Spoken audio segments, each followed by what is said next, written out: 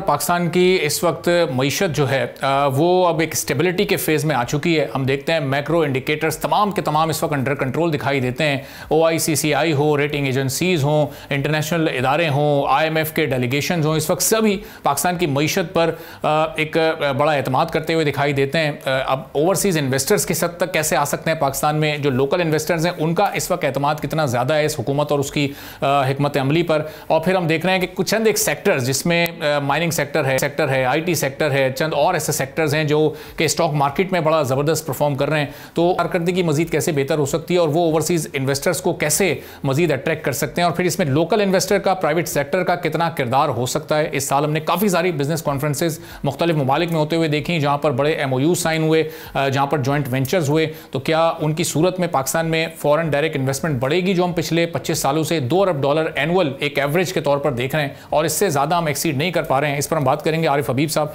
जो सरबराह आरिफ हबीब ग्रुप के हमारे साथ मौजूद हैं। आरिफ साहब, बहुत शुक्रिया सर, प्रोग्राम के लिए आपने वक्त निकाला। अब पाकिस्तान की मार्केट पर लोकल इन्वेस्टर के साथ ओवरसीज इन्वेस्टर का भी एतमाद हो, ये हम देखते हैं कि ज़बानी कलामी MOUs तो बहुत सारे हमें देखने को मिलते हैं, रेटिंग एजेंसीज भी हमारी रेटिंग्स को बढ़ा देती हैं, लेकिन अमली तौर पर इन्वेस्टमेंट क्यों नहीं हो पा रही है पाकिस्तान में? आपने जो है वो बिल्कुल अपने इब्तिदा में सही बातें की हैं कि अगर आपको पाकिस्तान में जो है इन्वेस्टमेंट को प्रमोट करना है तो फॉरेन इन्वेस्टमेंट को अट्रैक्ट करना बहुत ही ज़्यादा अहम है।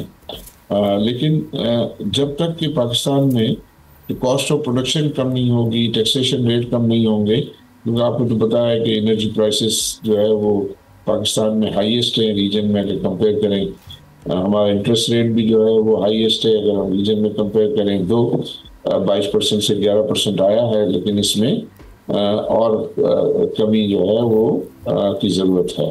और इस तरह टैक्स रेट हमारे यहाँ बहुत हाई है, तो वो टैक्स रेट हाई होने की वजह से तो वो नई इन्वेस्टमेंट जो है वो उसकी वायबिलिटी के इश्यूज बनते हैं। तो लिहाजा जो है वो हम देख रहे हैं कि नई इन्वेस्टमेंट लोकल इन्वेस्टर्स से भी की तरफ से भी कोई ज़्यादा नहीं है, और फॉरेन इन्वेस्टर्स तो बिल्कुल ही जो है कोई ज़्यादा दिलचस्पी नहीं ले रहे, जो नंबर्स हमसे शेयर किए जा रहे हैं। तो मुझे लगता है कि इन सब चीज़ों को की बेहतरी के लिए ज़रूरी होगा कि हम टैक्स रेट को कम करें, हम एनर्जी प्राइसेस को जो है वो कम करने के इक़दाम करें, तो फिर आई थिंक उस एरिया में जो है वो अभी तो इस वक्त तो ऐसा है कि जो है मुख्तलिफ सेक्टर्स में आइडियल कैपेसिटीज़ मौजूद हैं, तो वो अपनी पूरी कैपेसिटीज़ को भी पूरा इस्तेमाल नहीं कर पा रहे।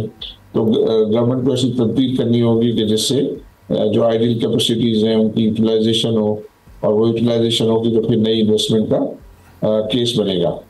तो जो है ये यहाँ काम हो रहा है। प्राइम मिनिस्टर ने काफ़ी मीटिंग खुद भी की हैं, और उन्होंने जो है टास्क फोर्सेस भी बनाई हैं, और उसमें मुख्तलिफ जो है जो स्टेक होल्डर्स हैं उस पर वो काम कर रहे हैं, और आई थिंक उनकी रिकमेंडेशंस कुछ उनको मौसूल भी हो गई हैं प्राइम मिनिस्टर को, और उसके लिए उन्होंने अपनी टीम को जो है वो इंस्ट्रक्शन दी है कि इसको देखें कि वो किस तरीके से ये काबिल अमल तजावीज़ पे जो है वो काम किया जा सके। सब्सक्राइब करें और बेल दबाएं ताकि कोई खबर रह न जाए।